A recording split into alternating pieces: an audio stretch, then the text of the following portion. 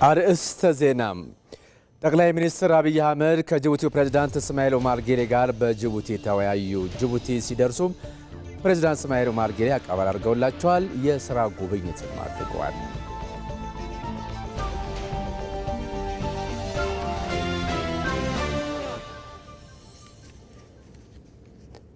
በቢሾፍቱ የሚገነባው ዓለም አቀፍ አውሮፕላን ማረፊያ በአፍሪካ ታሪክ ትልቁ የአቪዬሽን መሠረተ ልማት ፕሮጀክት ነው ሲሉ ዓለም አቀፍ የመገናኛ ብዙሃን ዘገቡ።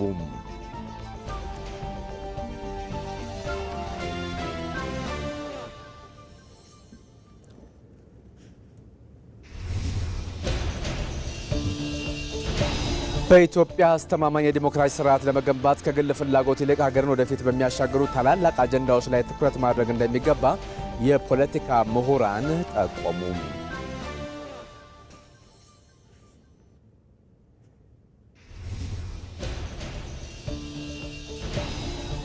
ኢቢሲ ለሀገር እድገት አበርክቶ ላላቸው ስራ ፈጣሪዎች የሚያደርገውን ድጋፍ አጠናክሮ እንደሚቀጥል ዋና ስራ አስፈጻሚው ቢኒያም ኤሮ ገለጹ። በኢትዮጵያ ብሮድካስቲንግ ኮርፖሬሽንና በኢትዮጵያ ንግድ ባንክ ትብብር የተዘጋጀውና በአራተኛ ምዕራፍ ሲካሄድ የቆየ ነጋራስ የኢትዮጵያ ንግድ ባንክ የሥራ ፈጠራ ውድድር ዛሬ ተጠናቋል። ለውድድሩ አሸናፊም የ1 ሚሊዮን ብር የገንዘብ ሽልማትና የ10 ሚሊዮን ብር የብድር አገልግሎት ያለ ማስያዣ ተመቻችቷል።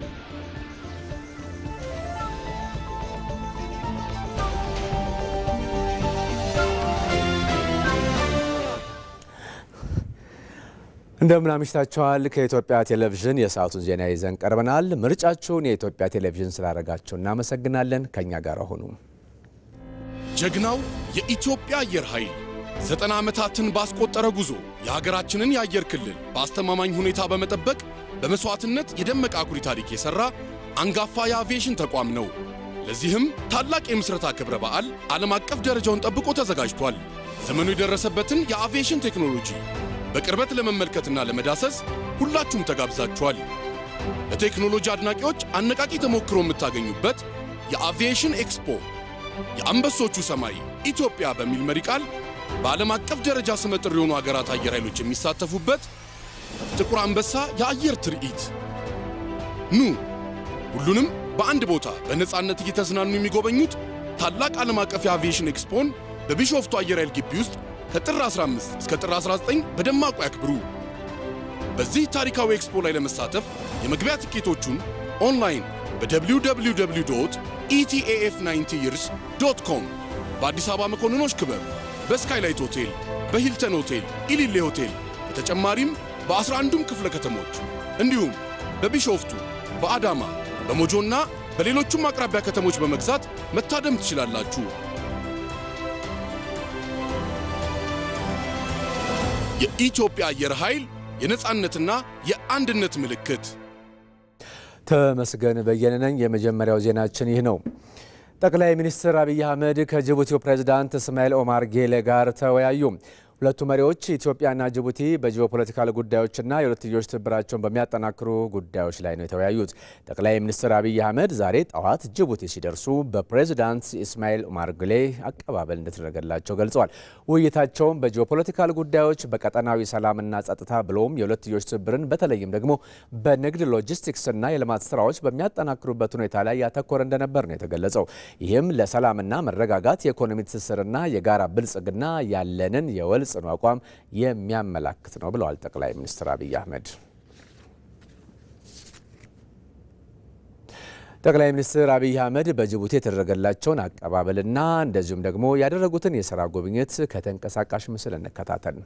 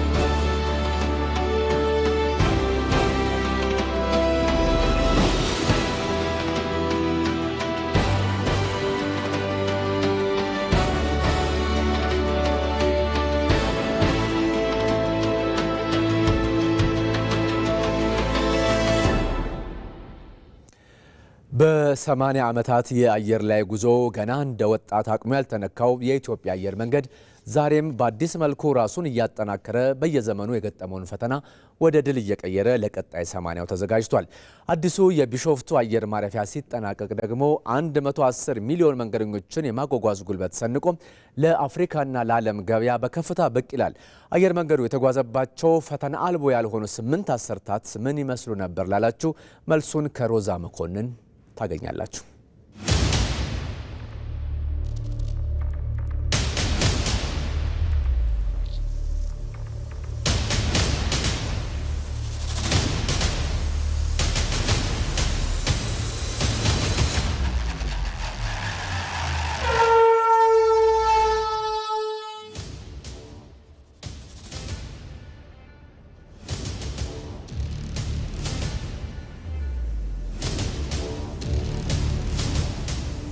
ዛሬ በሰማይ ላይ ለሚበሩ መርከቦች 130 ሚሊዮን ሕዝብ የሚመጥን ወደብ በዚህ ስፍራ ስራ አስጀምረናል።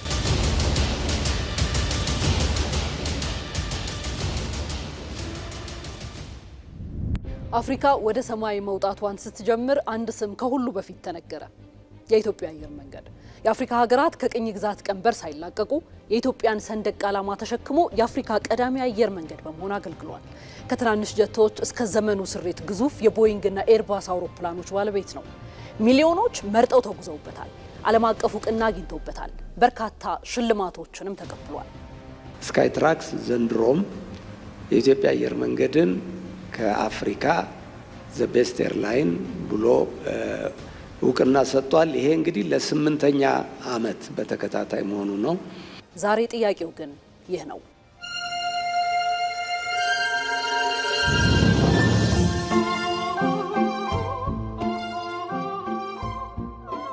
የአፍሪካ የመጀመሪያው አየር መንገድ ስኬቱን ማስቀጠል ይችላል? በቢሾፍቱ የሚገነባው አዲስ ግዙፍ የአየር ማረፊያስ ምን ሚና ይኖረዋል? ቆይታችን ይህን ይመልሰዋል።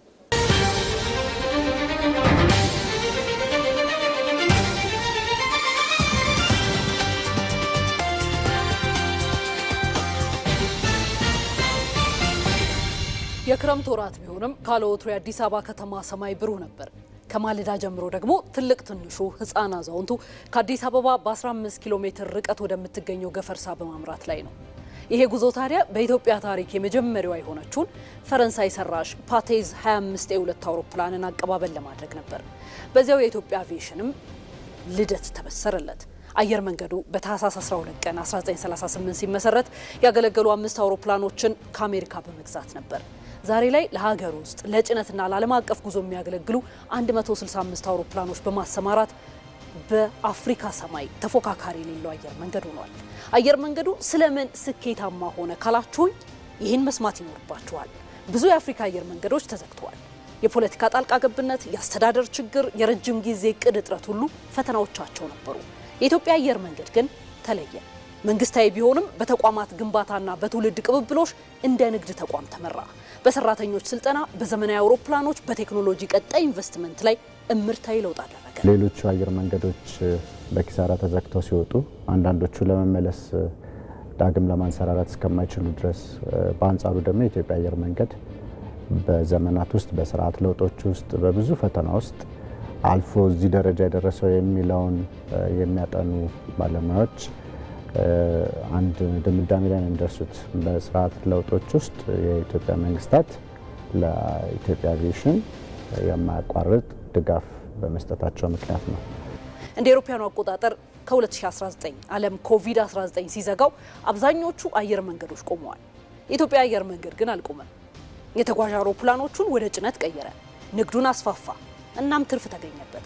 ይህ ተቋምን የማስቀጠል ለነገ ትውልድ የማድረስ ኃላፊነት መሸጋገሪያው ነበር። ለአፍሪካውያን ኩራት የሆነው አየር መንገድ ዛሬ ሎሜ፣ ቶጎ፣ ማላዊና ሌሎች የማዕከላዊ አፍሪካ ሀገራት ጋር በከፍተኛ ሼር በመግዛት የሚያስተዳድር ለብዙዎችም የጥገና አገልግሎት የሚሰጥ ነው።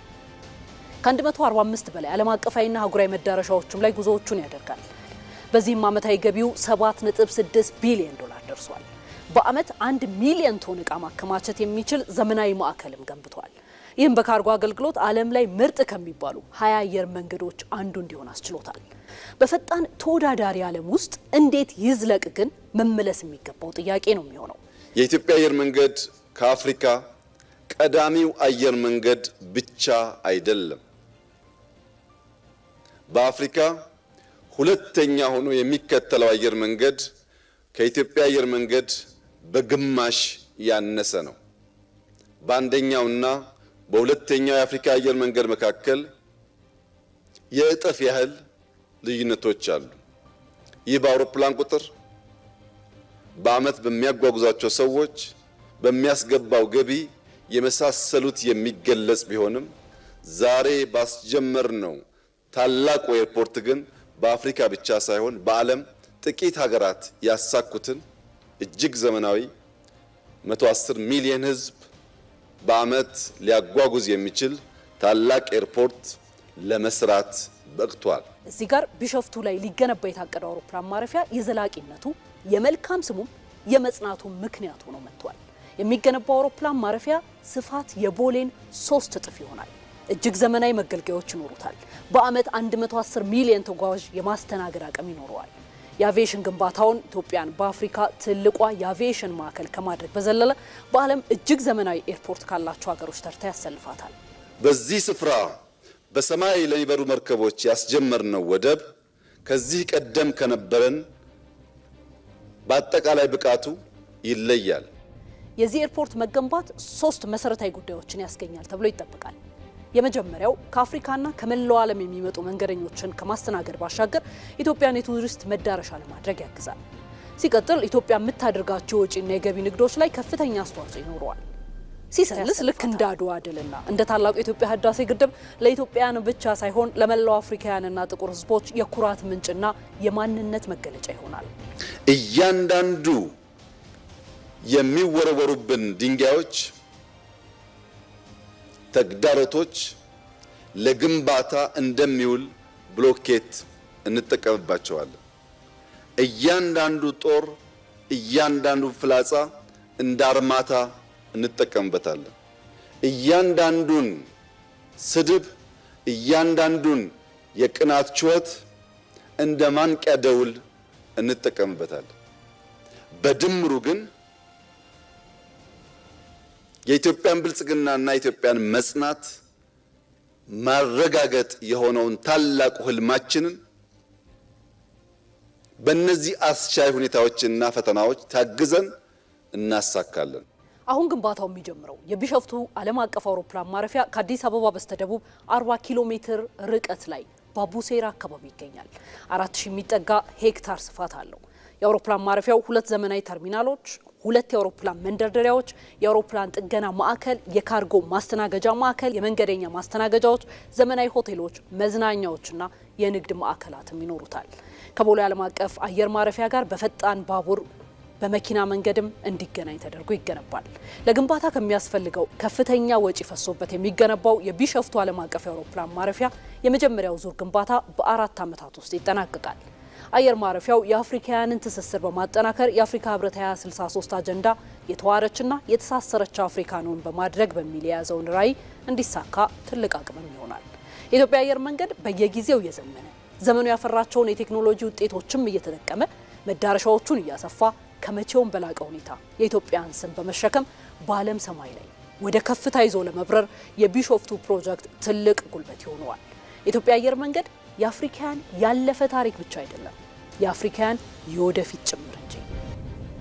የዛሬ 10 ዓመት በ2036 ይህ አውሮፕላን ማረፊያ ሁለቱም ፌዞች ሲጠናቀቁ፣ በርካታ የጀመርናቸው ሜጋ ፕሮጀክቶች ሲጠናቀቁ ኢትዮጵያ በአፍሪካ ቀዳሚው ኢኮኖሚን ትገነባለች።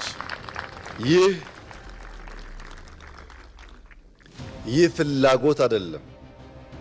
ልክ ዛሬ እንጀምራለን ብለን እንደጀመርነው ጨርሰን እንደምናሳየው በገሃድ የሚታይ የሚጨበጥ እውነት ነው።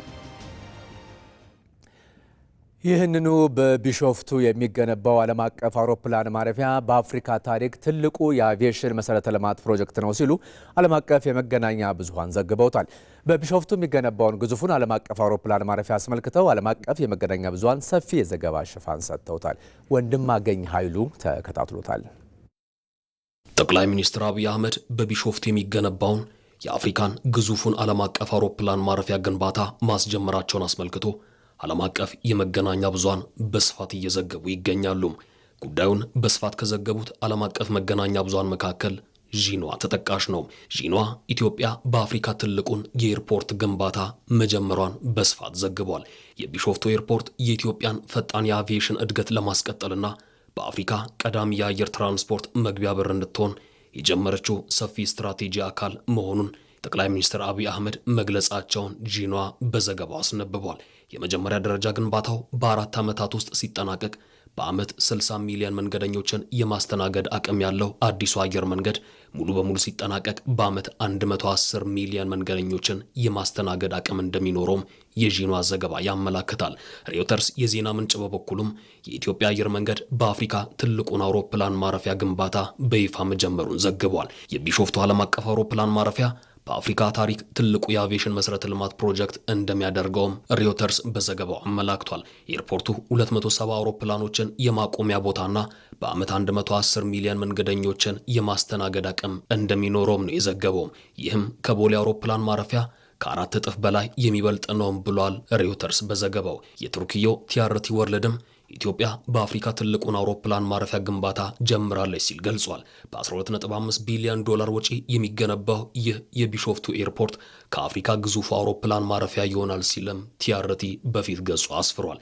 ሲጂቲኤንም በተመሳሳይ ኢትዮጵያ በዓመት 25 ሚሊዮን መንገደኞችን የመያዝ አቅም ካለው የአዲስ አበባ ቦሌ ዓለም አቀፍ አውሮፕላን ማረፊያ ጎን ለጎን አዲስ ግዙፍ የቢሾፍቱ ዓለም አቀፍ አውሮፕላን ማረፊያ ግንባታ መጀመሯን ዘግቧል። ሲጂቲኤን የኢፌዴሪ ጠቅላይ ሚኒስትር አብይ አህመድ በትናንትናው ዕለት በኤክስ ገጻቸው ላይ ያስተላለፉትን መልእክት ዋቢ አድርጎ እንደዘገበው ከዋና ከተማዋ አዲስ አበባ በስተደቡብ ምስራቅ 40 ኪሎ ሜትር ርቀት ላይ የሚገነባው ቢሾፍቱ ዓለም አቀፍ አውሮፕላን ማረፊያ በአፍሪካ ታሪክ ትልቁ የአቪዬሽን መሰረተ ልማት ፕሮጀክት ይሆናል። ሌላኛው ዓለም አቀፍ የመገናኛ ብዙሃን የጀርመኑ ዶቼ ዌለ እየሰፋ የመጣውን የኢትዮጵያን አየር መንገድ ዓለም አቀፍ ትስስር ዘላቂ ለማድረግ ኢትዮጵያ ሰፊ ስራዎችን እየሰራች መሆኗንና ግንባታው የተጀመረው ግዙፉ የኤርፖርት ፕሮጀክትም የኢትዮጵያ አየር መንገድ በአቪዬሽን ኢንዱስትሪው ከዓለም ቀዳሚ አየር መንገዶች አንዱ የሚያደርገው መሆኑን ዘግቧል። የደቡብ አፍሪካ ብሮድካስት ኮርፖሬሽን ኤስኤቢሲም እንደ አውሮፓውያኑ አቆጣጠር በ2030 ለማጠናቀቅ እቅድ የተያዘው ግዙፉ የቢሾፍቱ ዓለም አቀፍ አየር መንገድ በ12.5 ቢሊዮን ዶላር ግንባታው መጀመሩን ዘግቧል። አየር መንገዱ በአፍሪካ ታሪክ ትልቁ የአቪዬሽን መሰረተ ልማት ፕሮጀክት መሆኑንም ጠቅሷል። የኢትዮጵያ ብሮድካስቲንግ ኮርፖሬሽን ኢቢሲ ለሀገር እድገት አበርክቶ ላላቸው ስራ ፈጣሪዎች የሚያደርገውን ድጋፍ አጠናክሮ እንደሚቀጥል ዋና ስራ አስፈጻሚው ቢኒያም ኤሮ ገለጹ። በኢትዮጵያ ብሮድካስቲንግ ኮርፖሬሽንና በኢትዮጵያ ንግድ ባንክ ትብብር የተዘጋጀውና በ4 ምዕራፍ ሲካሄድ የቆየው የነጋድራስ የኢትዮጵያ ንግድ ባንክ የስራ ፈጠራ ውድድር በዛሬው ዕለት ተጠናቋል። ለውድድሩ አሸናፊ የ1 ሚሊዮን ብር የገንዘብ ሽልማትና የ10 ሚሊዮን ብር የብድር አገልግሎት ያለ ማስያዣ ተመቻችቷል። ፍሬው ተረታ። ነጋድራስ የኢትዮጵያ ንግድ ባንክ የስራ ፈጠራ ውድድር ባለተሰጥኦዎችን ለመለየትና የስራ ዕድልን ለመፍጠር ይረዳ ዘንድ በኢትዮጵያ ብሮድካስቲንግ ኮርፖሬሽን ኢቢሲ እና በኢትዮጵያ ንግድ ባንክ ትብብር በ4 ምዕራፍ ሲካሄድ ቆይቶ ዛሬ ለፍጻሜ የደረሱትን በመሸለም ተጠናቋል። በነጋድራስ የኢትዮጵያ ንግድ ባንክ የስራ ፈጠራ ውድድር በ3 ዙሮች ካሁኑ ጋር ማለት ነው ከሺህ የሚጠጉ ተወዳዳሪዎች መካከል ወደ 30ው ገብቶ ከ30ዎቹ መካከል ደግሞ ከምርጥ 5ቶቹ መሃል ተፋልማ ሊሆን ይችላል አንደኛ የወጣው ወይም የወጡት ወይም የወጣችው ተወዳዳሪ ዓለም ፀሐይ አማረ ናት። ዓለም ፀሐይ አማረ እንኳን ደስ አለሽ። የነጋድራስ የኢትዮጵያ ንግድ ባንክ ስራ ፈጠራ ውድድር የምዕራፍ 4 የፍጻሜ ውድድር በዓለም ፀሐይ አማረ አሸናፊነት ነው የተጠናቀቀው። ዓለም ፀሐይ በሽልማት 1 ሚሊዮን ብር ያገኘች ሲሆን በተጨማሪም ከኢትዮጵያ ንግድ ባንክ የ10 ሚሊዮን ብር ብድር ለማስያዣ ተመቻችቶላታል። አሸናፊዋ ውድድሩ ድብቅ ክህሎቷን እንድታወጣ እንደረዳት ትገልጻለች። በጣም ደስ ብሎኛል። በመጀመሪያ እግዚአብሔርን ላመሰግን እወዳለሁ። ለዚህም ያበቃኝ እግዚአብሔር ነው። በመቀጠል በዚህ ስራ ውስጥ ፊት ለፊት አሸንፌ መውጣቴ ብቻ አይደለም፣ ቤተሰቦቼ በጣም ደግፈውኛል። ወንድሜ፣ ባለቤቴ፣ እህቴ፣ የስራ ባልደረቦቼ ጭምር ከጎኔ ነበሩና በጣም ላመሰግናቸው እወዳለሁ። ነጋድራስ አይናችንን የገለጠው በጣም ተደብቄ ነበረና እንድወጣ አድርጎኛል። በዚሁ ቀጥሉ፣ በርቱ ላለው በጣም ደስ ብሎኛል። ንግድ ባንክንም ማመስገን እፈልጋለሁ። አመሰግናለሁ። የኢትዮጵያ ንግድ ባንክ ስራ ፈጣሪዎችን ማበረታታትና ምቹ ሁኔታዎችን መፍጠር ለኢኮኖሚ እድገት መረጋገጥ ወሳኝ መሆኑን በመገንዘብ ልማትን፣ የስራ ፈጠራና የእድገት ሀሳቦችን እየደገፈ ይገኛል ሲሉ በኢትዮጵያ ንግድ ባንክ የፕሬዝዳንቱ ተወካይና የኮርፖሬሽን አገልግሎት ኤክስኪዩቲቭ ምክትል ፕሬዝዳንት ኤፍሬም መኩሪያ ይገልጻሉ። የኢትዮጵያ ንግድ ባንክ የስራ ፈጣሪዎችን ልማት መደገፍ ለሀገር ብልጽግና ያለውን አስተዋጽኦ ይረዳል። ባለፉት ጥቂት ዓመታት በባንካችን በተከናወኑ የለውጥ ስራዎች የስራ ፈጣሪዎችን ልማት፣ አዳዲስ የንግድና የምርት ሀሳቦችን ለማበረታታት የሚያስችል አሰራሮች ተግባራዊ ተደርገዋል። የስራ ፈጣሪዎችን ዋነኛ ማነቆ የሆነውን የፋይናንስ ለማቅረብ የሚያስችሉ የንብረት ዋስትና፣ የድርሻ መዋጮ የማይጠየቅባቸው የተለያዩ የብድር አገልግሎቶችን በማጥናት ወደ ተግባርም ለማሸጋገር ተችሏል። ለአብነት በቅርቡ ባጠናቀቅነው የፈረንጆች 2025 ዓመተ ምህረት ከ100 ሚሊዮን ብር በላይ የንብረት ዋስትና ሳንጠይቅ ሆነ የድርሻ መዋጮ ያልተጠየቀባቸው ብድሮች ለስራ ፈጣሪዎች ባንካችን ፈቅዷል። ነጋድራስ የኢትዮጵያ ንግድ ባንክ የስራ ፈጠራ ውድድር ወጣቶች ለፈጠራ እንዲነሳሱ ችግር ፈቺ ሀሳቦችን ለሀገር እንዲያበረክቱ እድል የፈጠረ ስለመሆኑም አቶ ኤፍሬም ጠቁመዋል። የነጋድራስ የኢትዮጵያ ንግድ ባንክ የስራ ፈጠራ ውድድር ለበርካታ ስራዎች መነቃቃትን ወይም ለበርካታ ፈጣሪዎች መነቃቃትን የፈጠረ ነው ማለት ይቻላል። ስራ ፈጣሪነት የሚያበረታቱ አዳዲስ የንግድ ሀሳቦች፣ የቴክኖሎጂ ፈጠራ ልዩ ውጤቶች፣ አዳዲስ ምልከታዎችን በውድድር መድረኩ ተመልክተናል። ወጣቶችንም በስራ ፈጣሪነት ለማሳተፍ ለማነሳሳት መልካም አጋጣሚ ፈጥሯል። ተሳታፊዎች ምኞታቸውን ለማሳካት ተግባራዊ እርምጃዎችንም እንዲወስዱ አግዟል። የስራ ፈጣሪ ተወዳዳሪዎች ችግር ፈቺ የፈጠራ ስራዎችን ለሀገር እንዲያበረክቱ መድረክ እድል ፈጥሮላቸዋል። አሸናፊዎችን እንኳን ደስ ያላችሁ ያሉት የኢትዮጵያ ብሮድካስቲንግ ኮርፖሬሽን ዋና ስራ አስፈጻሚ ቢኒያም ሜሮ የነጋድራስ የስራ ፈጠራ ውድድር ተጠናክሮ እንደሚቀጥል ገልጸዋል። ተወዳዳሪዎች እንኳን ደስ አላችሁ። አንደኛ መውጣት፣ አምስተኛ መውጣት ስራችሁ አሸንፏል። ዘመኑ የመፍጠር ነው። እየፈጠራችሁ እየፈጠንም መሄድ አለብን። ሀገራችንን ታሻግራላችሁ ብለን እናስባለን። እንኳን ደስ አላችሁ ሁላችሁንም እንላለን። የኢትዮጵያ ንግድ ባንክ አንጋፋ ባንካችን አብሮን እየሰራ ስላለ ከልብ እናመሰግናለን። አሁንም ትብብራችን ስራ ፈጣሪዎችን ማበረታታችን ይቀጥላል። ኢትዮጵያውያን ወጣቶችን ተሰጥኦ ፈጠራዎቻቸውን እንዲያወጡ የምናደርግበት ነጋድራስ ውድድራችን በየአመቱም በየጊዜው ተጠናክሮ ይቀጥላል። ሽልማታችንም የመወዳደሪያ ዘርፎቻችንም እየሰፉ ይሄዳሉ። ሁላችሁም አብራችሁን ስለቆያችሁ እናመሰግናለን። በውድድሩ አንደኛ ለወጣችው ዓለም ፀሐይ አማረ በተጨማሪ 4 ተወዳዳሪዎች በጋራ የ1 ሚሊዮን ብር ሽልማትና ለእያንዳንዳቸው የ10 ሚሊዮን ብር የብድር አቅርቦት ያለማስያዣ ተመቻችቶላቸዋል።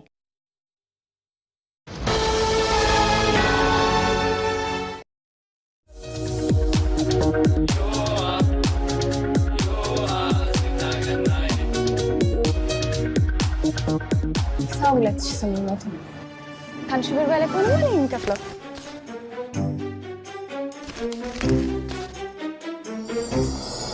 ሽልማት አለው እኮ አስበሽዋል? ግን ሽልማቱ ቢደርስ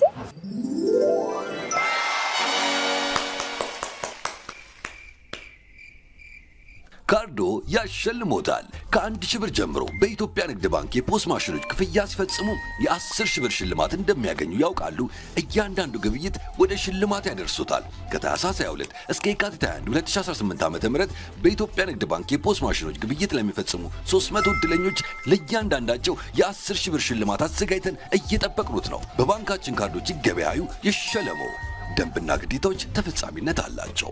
የኢትዮጵያ ንግድ ባንክ ሁሌም የሚተማመኑበት ባንክ።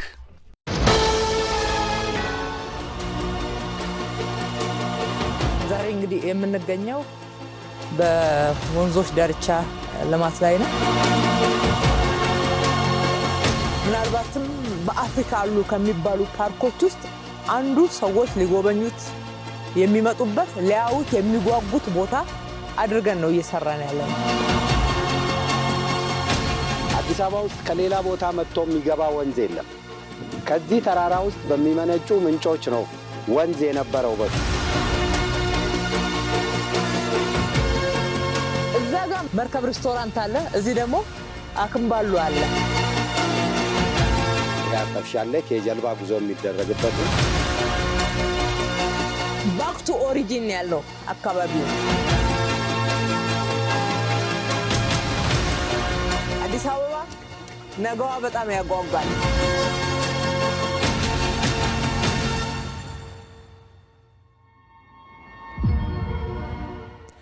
በኢትዮጵያ አስተማማኝ የዲሞክራሲ ስርዓት ለመገንባት ከግል ፍላጎት ይልቅ ሀገርን ወደፊት በሚያሻግሩ ታላላቅ አጀንዳዎች ላይ ትኩረት ማድረግ እንደሚገባ የፖለቲካ ምሁራን ጠቆሙ። አዲሱ የፖለቲካ አስተሳሰብ ካለፈው የመጠላለፍ ታሪክ በመውጣት ወደ ተባበረ የዲሞክራሲ ባህል ግንባታ መሸጋገርን የሚጠይቅ ስለመሆኑም ነው የተገለጸው። ለዜናው ዝርዝር ሙሐመድ አልቃድር።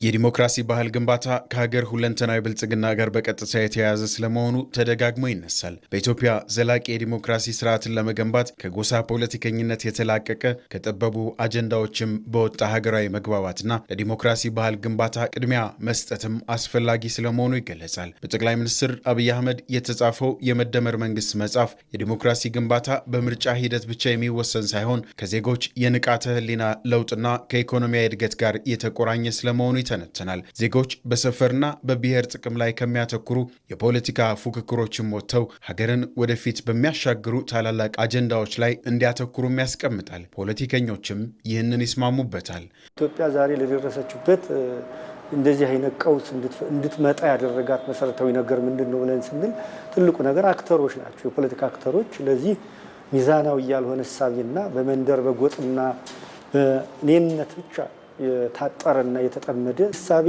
ከዘመኑና ከጊዜው ዓለም ካለችበት ወቅታዊና ተጨባጭ ሁኔታ አብሮ ሊሄድ የማይችል ኢትዮጵያውያንን አንድ አድርጎ እነዚህ በዘር ላይና በጎጥ በመንደርና በጽንፍ የቆሙ ኃይሎችን ታርመው ተምረው ታግዘው ወደ መሀል መጥተው ኢትዮጵያን ማዳን ትክክለኛ ዘመናዊ ፖለቲካ በመሰነቅ በመነጋገር ብሎም ደግሞ አለፍ ሲል በመደራደር ስለዚህ ሀገሪቱን ችግር በራሳቸው በኢትዮጵያውያን የፖለቲካ ኃይሎች እንዲፈታ ጠንክረን ለመስራት ይህን ነው ሰንቀን የተነሳ ነው። በመጀመሪያ የፖለቲካ ባህላችን ኋላ ቀር፣ በተለይ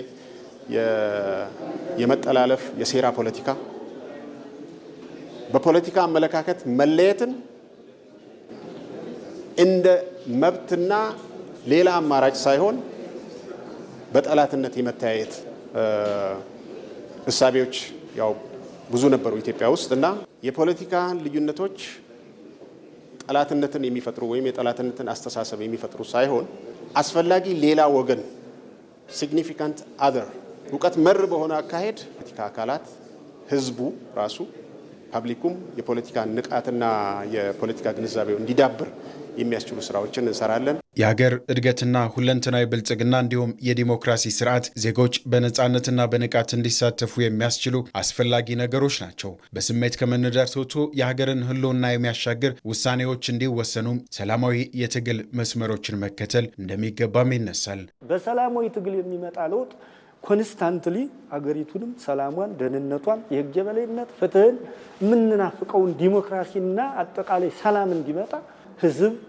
የስልጣን ባለቤት መሆኑን አስረግጦ አውቆ ተምሮ ተገንዝቦ ለሚመረጠው ወይም ስልጣን ለሚሰጠው ለሚያምነው ለሚከተለው የፖለቲካ ፓርቲና የፖለቲካ ኃይሎች እንዲሰጥ ትምህርት መስጠት ነው። የዲሞክራሲና የፖለቲካ ባህል ግንባታ ከጥላቻና ከጎሳ ሽኩቻ በመውጣት ለጋራ ሀገርና ለጋራ እድገት የሚጨነቅ ትውልድን መፍጠር ለትውልድም መስራት ስለመሆኑ ጠቅላይ ሚኒስትር አብይ አህመድ ይገልጻሉ።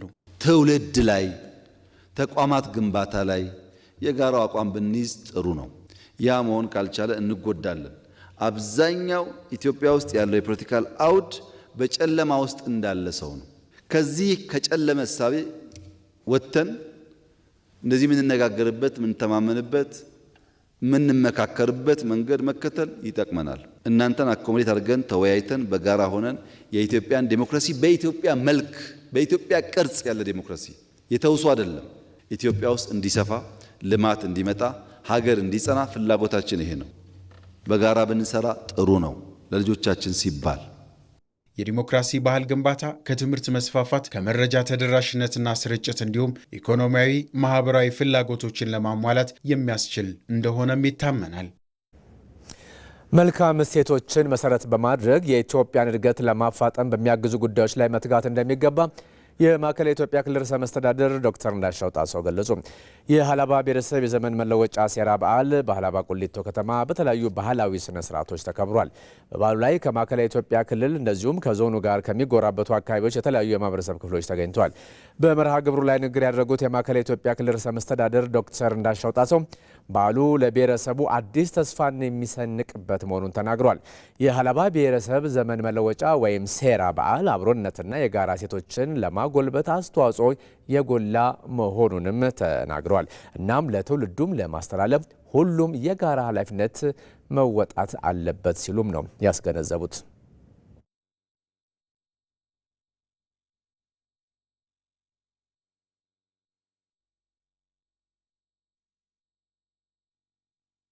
በሀላባ ብሔረሰብ ባህላዊ ስርዓት ሴራ ዘመን አቆጣጠር መሰረት የመንገሳ ሴራ በዓል የአሮጌው ዓመት ማሳረጊያ ወደ አዲሱ ዘመንና ብሩህ ተስፋ መሸጋገሪያ ነው። የሀላባ ብሔረሰብ ሴራ ወይም ባህላዊ አስተዳደር ስርዓት ብሔረሰቡን ታሪክ፣ ባህል፣ ቋንቋ፣ የዘመን አቆጣጠር፣ ትውፊቶችና ሌሎች የተለያዩ ባህላዊ አስተዳደራዊ ግኝቶችን የሚመሩበት ባህላዊ ስርዓት ነው። ይህን ማህበራዊ እሴት ለትውልድ ለማስተላለፍ የተጀመረው ጥምረትም ተጠናክሮ መቀጠል ይኖርበታል። የሀላባ ብሔረሰብ ዘመን መለወጫ የመንገሳ ሴራ በዓልን መሰል በዓላትን ስናከብር ከሚለያዩን ይልቅ የሚያስተሳስሩን እሴቶችን አጎልብተን የእርስ በርስ ትስስራችንን በማጠናከር ለጋራ ዕጣ ፈንታችን ብሩህ መሆን በአብሮነት ለመቆምና ለመጽናት ቃላችንን እያደስን መሆን ይኖርበታል። በዚሁ በዓል ላይ ኢትዮጵያ የበርካታ ባህላዊ ሴቶች ባለቤት መሆኗን የገለጹት የባህልና ስፖርት ሚኒስትር ዴኤታ ነፊሳ አልማዲ በዓሉ አብሮነትን ለማጠናከር ጉልህ አስተዋጽኦ እንዳለው ነው የጠቆሙት። ኢትዮጵያ በብዛ ባህል ጸጋዎች የታደለች ስትሆን የመተባበር፣ የመደጋገፍ ባህልን በማዳበር ለዘመናት የቆዩ የጋራ መስተጋብርና የአብሮነት መንፈስ ከህዝባችን ስነ ልቦና ውቅር ጋር የተሳሰረና በቀላሉ የማይደበዝዝ ማህበራዊ ትሩፋቶችን የተጎናጸፈች ሀገር መሆኗ ይታወቃል። የሀላባ ብሔረሰብም በትውልድ ቅብብሎሽ አኩሪ ታሪክና ባህል መገንባት የቻለ ህዝብ ሲሆን ከነዚህ ባህላዊ ሀብቶች መካከል የሀላባ ብሔረሰብ ዘመን መለወጫ መንገሳ ሴራ ክብረ በዓል አንዱና ተወዳጅ የሆነ በጉጉት የሚጠበቅ የአብሮነት፣ የአንድነት፣ የመተሳሰብ፣ የመደጋገፍ ሆኖ እየተከበረ በብሔረሰቡ ዘንድ ለረጅም ዘመናት ሲከወን የቆየ ፍጹም ባህላዊ ስርዓትን መሰረት ያደረገ የዘመን መለወጫ ክብረ በዓል ነው። የጋራ የሆኑ እሴቶችን በመጠበቅ ለመልካም ገጽታ ግንባታ የማዋል ተግባራት የተከናወነ ስለመሆኑ የገለጹት ደግሞ የሀላባ ዞን ዋና አስተዳዳሪ ሙሀዲን ሁሴን ናቸው። የሀላባ ብሔረሰብ የመረዳዳት የመደጋገፍ እሴት አለው። ይህም ሚሻላ ይባላል። በሚሻላ በተለያዩ ምክንያቶች ግለሰቦች ወይንም ቡድኖች ማህበራዊ ቀውስ ሲገጥማቸው በጎሳ አባላት ደረጃ አሊያም ችግሩ ገዘፍ ሲል እንደ ብሔረሰብ ድጋፍ የሚደረግበት የዜጎች መታደጊያ እሴት ነው። የባህር በር የማግኘትና የሉዓላዊነት ጉዳይ የባህር በር በማጣት መንገድ የሄዱ ሀገራት ተሞክሮና በዚህ ትውልድ በቁጭት ስሜት ይህን የህልውና ጥያቄ ይዛ የተነሳችው ኢትዮጵያ ጥያቄ የነገው የአዲስ ቀን የዜና መሰናዶ የአጀንዳ ጉዳያችን ነው። ኢትዮጵያ ዳግም የባህር በር ባለቤት ለመሆን የምታደርገው ጥረት ለአንድ ትልቅ አገር ሊኖር የሚገባውን የተፈጥሮ መብት ከማስከበር ባለፈ የትውልድ ህልውናን የማረጋገጥ ጉዳይ ነው። ለከፍተኛ ስትራቴጂካዊ ስጋት አጋልጧት የቆየው ኢትዮጵያ ለዓመታት የባህር በር አልባ መሆን የፈጠረውን ስጋት የሚፈታ የህልውና ዋስትና ተደርጎ መወሰድ ይገባዋል። የኢትዮጵያ መንግስት የባህር በርን ለማግኘት የጀመረውን ስራ አጠናክሮ መቀጠሉ የሀገርን ብሔራዊ ጥቅም የሚያስጠብቅም ነው። ኢቲቪ በነገው የአዲስ ቀን መሰናዶ በኢፍትሐዊ ውሳኔ ከባህር በር የተገለለችው ኢትዮጵያ ዓለም አቀፍ ህጎችንና ልዩ ልዩ ስምምነቶችን በመከተል የባህር በር ፍላጎቷን ማሳካት እንድትችል በዓለማችን የሚገኙ የባህር በር የሌላቸው ሀገራት የሄዱበት ተሞክሮ ምን ይመስላል? ከዚህ በመነሳትስ ምን ሊሰራ ይገባል የሚለውን ጉዳይ ይዘን እንጠብቃችኋለን። ከ1 ሰዓት እስከ 3 ሰዓት በሚኖረው ቆይታም እንግዶችን በዚህ ጉዳይ ላይ ጋብዘን ተጨማሪ ዘገባዎችን ይዘን እንጠብቃችኋለን። አዲስ ቀን። ዓለም አቀፍ ብራንዶች ወደ ኢትዮጵያ ገበያ እንዲገቡ ምቹ ዕድል እየተፈጠረ ነው። አራዳ ሌክዠሪ ሞል ከዓለም አቀፍ ግዙፍ የቤት ዕቃዎች አምራች አሽሊ ፈርኒቸር ጋር በይዘቱም ሆነ በአይነቱ የተለየ ሾሩም ለመክፈት የሚያስችለውን የትብብር ስምምነት በተፈረመበት ወቅት ነው የሀሳብ የተነሳው። አሽሊ ፈርኒቸር በዓለም ዙሪያ ከ1000 በላይ ቅርንጫፎች ያሉትና ከ35000 በላይ ሰራተኞችን የሚያስተዳድር በዓለም አቀፍ ደረጃ ታዋቂ ፈርኒቸር አምራች ድርጅት ነው።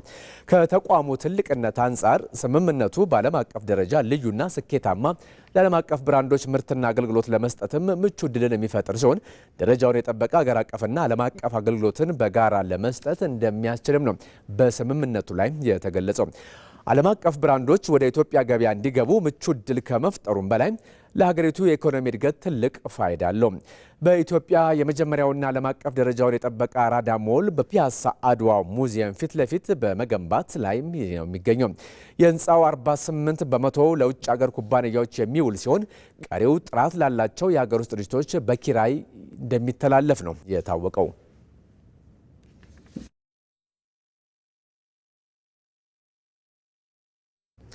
ምርጫችሁን የኢትዮጵያ ቴሌቪዥን አድርጋችሁ ለተከታተላችሁን እናመሰግናለን። ለምሽቱ የያዝነውን ዜና በዚሁ አጠናቀቅን።